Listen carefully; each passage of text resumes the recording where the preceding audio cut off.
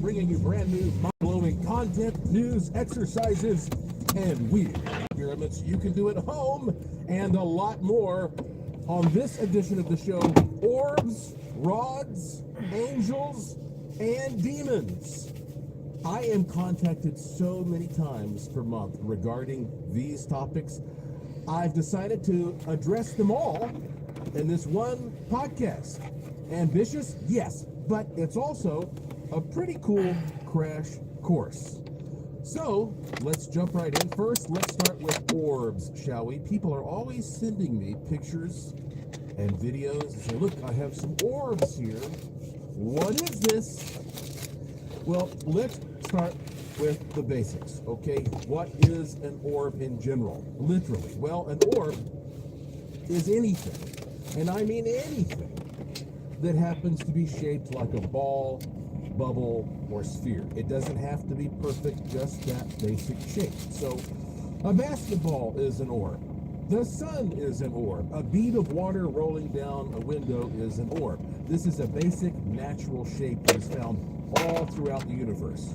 And it's so common because it generally indicates that the forces acting on the figure are balanced. So think of a soap bubble, for example. It naturally takes on the shape of an orb because of what we call surface tension. That's a basic balance of forces both inside and outside. So because of this, a lot of normal things take on the shape of an orb. So a lot of normal things that are not exactly shaped like an orb can also just look like an orb when captured by a camera. And that's basically because a camera's lens is round and curved. It has a tendency to make certain things look round, whether or not they actually are, when viewed close up and in detail. So flying dust particles can look like orbs. Raindrops and snowflakes can look like orbs. Some linear things like cobwebs and spider webs can glint, just enough to look like an orb. Anytime, and please listen to me carefully here, anytime you point your camera toward a source of light, okay, like the sun or the moon or a lamp or a street light, and it creates an image that looks like an orb, you may as well just throw that picture in the trash most of the time. Because even if you have the fairy godmother in there, there's no way to separate it from an effect called lens flare. You can look it up. Lens flare, F-L-A-R-E. This is an effect that you get when you point your camera toward a source of light. And by camera, I mean your phone, whatever, it doesn't matter. And the same goes for pointing your camera toward anything reflective. So a window, a mirror, got off work. A painting. I mean, if you get a strange image, great. Have fun with it. Got off but work. There's no need sending it to me, because if it's part of a reflection, it's almost impossible to analyze weird effects created from photographing toward a reflective surface. You can tell I'm a little tired of getting those kinds of images since for the past 30 years. So hopefully I've helped you clarify some of that up front. Now, all that said, there are some real paranormal orbs. If you get an orb that looks luminous and is all alone, especially if it's something all alone, it doesn't look like it's a cluster of dust or part of a solar system or whatever. Why not? And you get this luminous orb around a certain object or person when there is no obvious light source or reflection, it may be a paranormal orb, especially if you have video footage of the orb and it's seems inconsistent with all those conventional explanations. In those cases, you may have I'm gonna check on that. One time, I was at band camp. Just kidding. One time I was investigating a haunted house. One time I was in band and there was a camp. group of us standing there, and it was fairly dark. We had, night vision cameras. And at one point, something tapped me on the shoulder, my left shoulder. And I instantly turned. I expected there to be a person there. Of course, no one was there. And I said, "Who touched me?" And then I heard my friend say, watch the footage, and here you can see, this is very clear because this is the green night vision footage. Here I am standing there. There's no one around me. There's nothing happening around me. And then all of a sudden, a nice little white orb shot up and it hit me. It came out of the side of the frame, okay? I'm not sure exactly where it came from. It came from somewhere in the room. This orb shot up and hit me on the left shoulder and then disappeared. And as soon as it did that, you see me turn to my left and say, "You touched me." Now that is what you really want. Some type of multiple verification or validation going on here. So you can say that this is not just an optical effect alone. We have some other evidence of this thing affecting the environment. So let's say you have, if you're an investigator, you have an EMF meter sitting there. Well, if you have the orb flyover and the meter spikes at the same time, well, that's great. Especially if somebody sees it at the same time. You have to have multiple layers of evidence to sort of figure out what's happening with the paranormal orb. So if you get a legit paranormal orb, well, what is it? So people send me these orb images and say, is this an angel orb? Or is this a fairy? Or is this an alien? Or is this a spirit? And they sometimes see little faces in them, and they read the color, and they interpret it and say, oh, it's yellow, so it's happy, or it's blue, so it's sad, etc. People read a lot into some of these orb images. Well, here's your answer as to what is it. A paranormal orb could be any kind of energetic being. It is the most efficient shape. So if you could take on any shape in the world to fly around and enjoy yourself, you'd pick an orb. So a paranormal orb could be an angel, or a spirit of some kind, or a ghost, or an alien, or another type of interdimensional being, even some part of your higher self. And I have no way whatsoever of looking at an image or a piece of footage you send me and automatically telling you what kind of paranormal entity it is. There are psychics out there who claim they can do that. I don't claim to be a quote-unquote psychic. I'm an investigator. I'm just telling you what I can glean from what I analyze in front of you. Now, if we have more information about the situation, the context of the scenario, then we can get closer to drawing a conclusion. But imagine showing me a generic picture of a circle and saying, where did this come from? Is it a wheel? Is it a pancake? Is it a seashell? Well, there's no way to know without further context. And if you have further context, then you could probably figure it out on your own. But here's something really interesting to think about. If a paranormal orb, in a particular case, is a ghost, you might be able to gauge the age of the ghost based upon how well defined the orb is. And by age, I mean how long that this energy or spirit has been removed from the physical body. For example, let's say the spirit body, what some people call the etheric body, is sort of roughly shaped like the physical human body when a person is alive and they are alive. And then when the person dies, those two things sort of separate upon death. The energy body separates from the physical form. And the energy body may tend to look like the physical body for a long time. So for a long time, you see the ghost and it looks like the person. But after a while, the energy form breaks down. It's like sand in a sandcastle mold. And when you first dump the sand out, it holds the shape of the mold, but then gradually, over time, the sand shape breaks down and erodes. It looks more and more hazy, more and more like a mist. And maybe you just end up with an arm or a leg or some other part as the last remaining recognizable shape. And then finally, the mist begins to slowly contract and condense over time.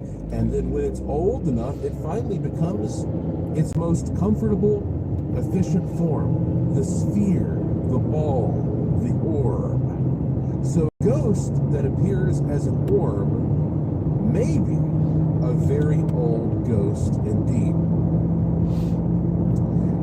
But if you want the very best skills to determine what kind of orb or other manifestation you may have, you should take my online paranormal investigation course. Okay, it will teach you everything, and you'll probably have the time of your life. People have done it around the world. They all love it. I have a discount on the online course right now. You can take it on your computer or your phone at your own pace. It's not a live thing, so you can enjoy it on your own schedule. So for all the info, if you really want to learn how to investigate these things, go to joshuapwarren.com and click the link to the Curiosity Shop. And when we come back from this break, I'm going to tell you about my opinion on rods or skyfish.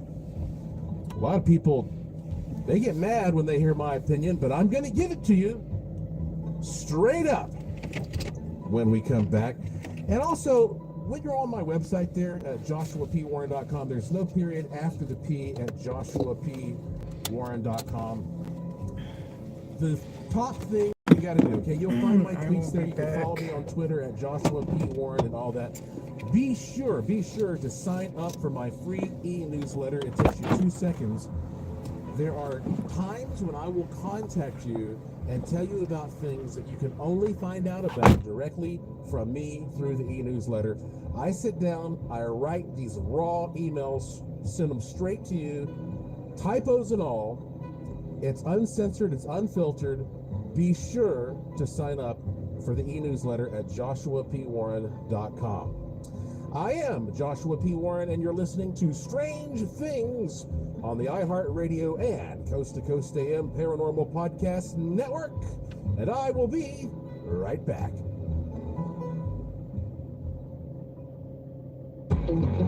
Stay right there. There's more Joshua P. Warren coming right up. So you want to start a business. You might think you need a team of people and fancy tech skills, but you don't. You just need GoDaddy Arrow. I'm Walton Goggins, and as an actor, I'm an expert in looking like I know what I'm doing, even when I don't. And I like the sound of starting my own business, Walton Goggins Goggle Glasses. But I'm an actor. I don't know what I'm doing. I needed help. GoDaddy Arrow uses AI to create everything you need to grow a business. It'll make you a unique logo. It'll create a custom website. It'll write social posts for you and even set you up with a social media calendar. I didn't even realize I needed a social media calendar. GoDaddy Arrow will take your idea that sounds good and make a business that looks like you know what you're doing. GoDaddy Arrow can get your business up and running in minutes. You know what that sounds like? It sounds like a plan.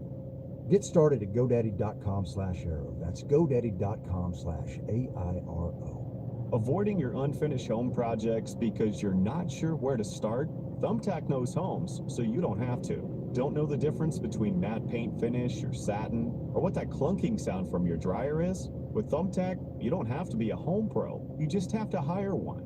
You can hire top-rated pros, see price estimates, and read reviews all in the app. Download today. For period protection you can put on and forget about, nothing beats Knix leak-proof underwear, North America's #1 leak-proof underwear brand. Let's face it, life can be unpredictable, but your leak-proof underwear shouldn't be. That's why millions of people choose Knix. For periods, for light leaks, for everyday freshness. Knix undies are super comfy, super absorbent, and made to handle whatever your day throws at you. Day 2 of your period? Covered. Your daily run? No problem. That big sneeze? You know the one. Yep, we've got you. And with styles like bikinis, boy shorts, thongs, and high-rise, plus sizes from extra small to 4XL, Knix makes it easy to find your perfect fit. Say goodbye to stress and leaks, and say hello to undies that work just as hard as you do, no matter the leak. Find the style and level of protection you want at Knix.com and use code FLOW15 for 15% off. That's KNIX.com, code FLOW15 for 15% off. Knix, for your leaks, for your life. The Coast to Coast AM mobile app is here and waiting for you right now. With the app, you can hear classic shows from the past 7 years, listen to the current live show, and get access to the Art Bell Vault where you can listen to uninterrupted audio. So head on over to the coasttocoastam.com website. We have a handy video guide to help you get the most out of your mobile app usage. All the info is waiting for you now at coasttocoastam.com. That's coasttocoastam.com. Hey folks, it's easier than ever to become a Coast to Coast AM insider and have access to past shows, the Art Bell Vault with classic audio and interviews, and so much more. And you can listen to the show live or on demand with your computer or cell phone, and the audio streams are high quality and crystal clear. It's easy to become an insider. Just head on over to coasttocoastam.com, the website, and you'll find all the info right there. That's coasttocoastam.com. coasttocoastam.com.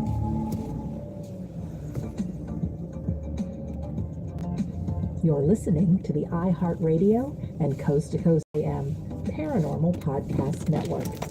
Heard on the iHeartRadio app, Apple Podcasts, or wherever you find your favorite shows.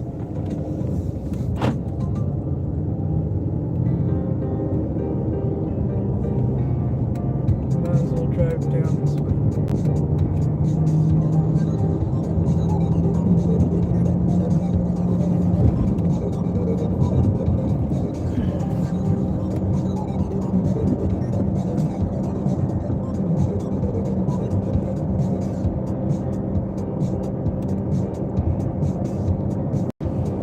Welcome back to Strange Things on the iHeartRadio and Coast to Coast AM Paranormal Podcast Network. I'm your host, the Wizard of Weird, beaming into your wormhole brain from my studio in Sin City, Las Vegas, Nevada, where every day is golden and every night is silver. And I can't believe that rods, or skyfish, as some people call them, ever even became a phenomenon back in the 1990s, because they are just simply insects or occasionally birds. Now, when I say rods, I'm talking about these images that show up on film and video that look like beads on a string. And this is the effect created by the wing beats of an insect as it passes a camera when the camera is shooting with a certain shutter speed or frame rate. So basically, the insect is traveling pretty fast, and its motion times out with the camera so that we see the insect over a certain duration of time. Even if it's a split second, during that period of exposure, we're seeing that insect's movement like a waveform on an oscilloscope through space during that period of time. Any experienced photographer will tell you this. When I was a kid, I started taking pictures and filming things. I shot with medium format cameras, 8mm motion picture film. I did a 16mm feature film when I was 19. I've shot on every digital format you can imagine. And I've taken so many different kinds of cameras, including high-speed cameras that can shoot thousands of frames per second in a second. I've all kinds of different insects and raindrops and fog and mist and snow and dust and all kinds of conditions and use controls and all kinds of different settings. And I'm telling you that rods are insects or occasionally birds. Some people get mad at me to this day when I tell them that, but I guess I should also reiterate something that I also say from time to time. If you contact me for my opinion, you're doing that apparently because you must realize that I have experience, and if you don't like my response, so well, too bad. I'm not going to argue with you. You're the one who asked for the opinion. So these so-called rods are, like I say, either insects or birds, and that's pretty much the end of that topic for me. And people say, Josh, you're supposed to be a paranormal investigator. How can you have such a closed mind? Well, I think your mind should be open, believe me, but not so open that your brains fall out. So now, let's move on to some other juicy topics that I am contacted about on a regular basis. Angels and demons. Oh boy. Here we go. So I believe in something that I call spiritual natural selection. Now in our universe, spiritual natural selection is a process that creates a variety of beings that each have different survival skills. It's not that different than normal biological natural selection. I mean, first off, the concept of natural selection, it's a very practical concept that beings, creatures, change over time and develop abilities that help them adapt and survive, while less useful abilities gradually dwindle away. Now that makes perfect sense to me. The environment is always changing and life changes with it. And so you become a product of your primary survival environment at the time. Now, right now, you might think, well, I am more evolved than a shark, but let's throw you in the ocean and see who is superior. Same goes for birds, insects, etc. You are not better than other creatures, just different. You're better at certain things, and they are better at certain things. It's easy to feel superior to a monkey until you're in a contest to see who swings best through the trees. So humans are not necessarily the dominant form in the universe. We just dominate a particular part of the universe, an extremely tiny part, mind you. But you should know that already. All right, so again, in my opinion, there is not just biological, but also spiritual natural selection. So what do I mean by that when I say spiritual? What am I talking about? Well, I'm talking about beings, creatures, that primarily exist at frequencies that are usually non-physical to you and me. I always like to talk about radio waves as an example.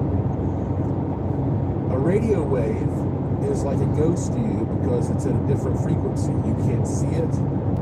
It passes right through you. But if you were made of radio waves, a radio wave would become like a physical wall to you, and you can interact with it. Things that resonate at a very different range of frequencies are unable to interact with each other most of the time. Some frequencies interact just enough to create just a little motion. That's why when you put your cheeseburger in the microwave, it heats it up, because a microwave interacts with the physical form just enough to cause some friction there and heat it up.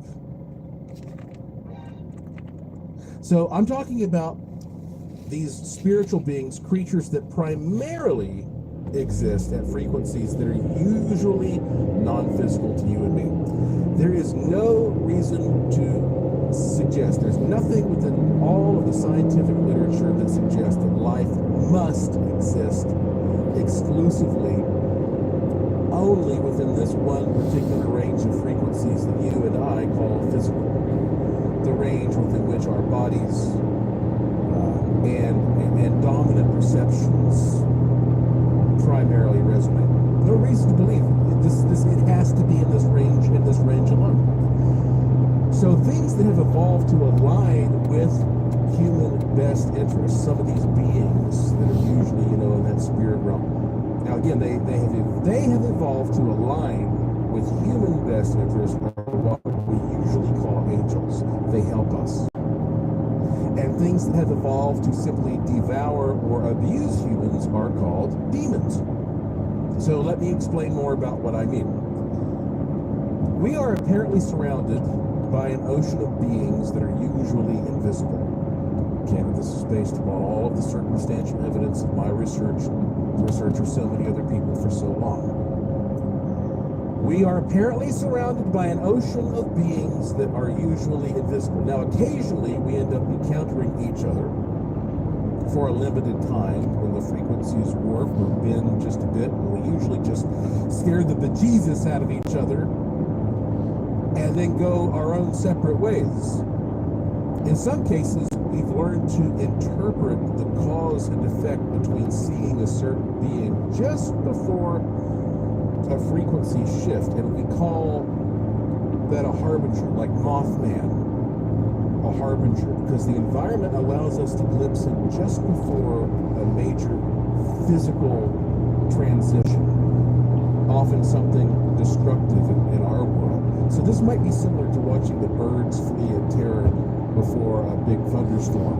or the dogs howl before an earthquake. These are sparse but powerful times when we especially notice these other beings because they start getting really active before something significant happens. But then, there may be certain types of beings out there that are actively involved with us on a day-to-day basis, the same way we humans are involved with many animals.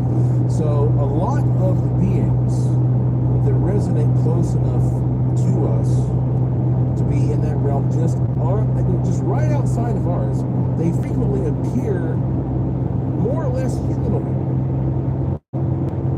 But they often have wings, and they're capable of doing some shape shifting. They're close enough to interact with us.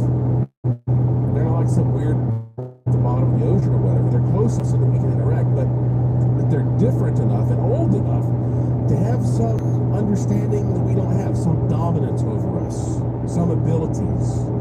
I mean, generally speaking, some ancient abilities that they have evolved. So some of those beings happen to have a self-interest that aligns with yours and mine, and we usually call them angels. They are the ones that help us. Now, why do they help us? Well, we can't know for sure. Maybe we can't know for sure what angels even do on their scale. What is their 9 to 5 like? That may be beyond our ability to comprehend, but they are here, so they obviously have a purpose. Maybe they are training us to become angels too someday, to do whatever it is they do. And so if one angel particularly likes you, and you might make a good angel someday, well, maybe that angel keeps an eye on you and intervenes to help you with your training from time to time. It could be as simple as that. Or perhaps angels treat us the way we treat animals, like bees. Nobody wants to be stung by a bee, but we help keep the bees alive because we feed on their honey. And we depend on them to help our ecosystem survive. So maybe